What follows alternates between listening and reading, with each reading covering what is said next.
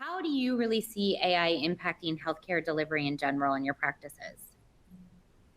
Yeah, I'll start with this one, Jamie. By no means am I claiming that I'm an AI expert. What I am an expert is taking care of patients. But in regards to AI and what I know about it, I just think about, what am I hearing about? How do I understand this technology?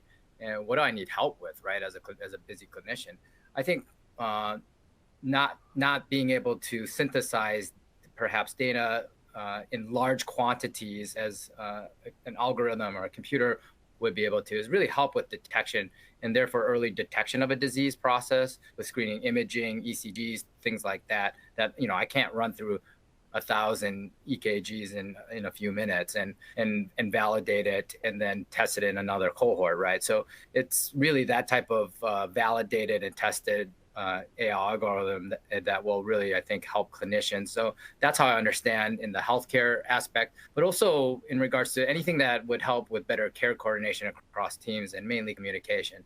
So those are the two areas that I think AI could help in a busy, general healthcare practice type scenario. And Jamie, I would say that, on the one hand, although it sounds like, a buzzword that's, thrown out repeatedly now, it's hard to argue that AI is going to be transformative in the way we do things. Obviously, anyone who's played with ChatGPT can speak to, just the power of this type of technology. In clinical practice, we've been very interested in this. John mentioned earlier that as electrophysiologists, we follow a lot of patients with implantable loop recorders, whether they're placed for known AF or suspected AF, as in patients with cryptogenic stroke. And we know that creates a lot of work for providers to, adjudicate the data. And often much of the data is false positive. So, we've had a strong interest in this area in looking at the role of AI in whittling away some of the work that's entailed in, adjudicating false positive episodes. And, we now have commercially available technology to do this. And it shows that there's a 70% reduction in the likelihood that you're going to have to adjudicate, an episode that's really garbage and not reflective of atrial fibrillation. So that's very important.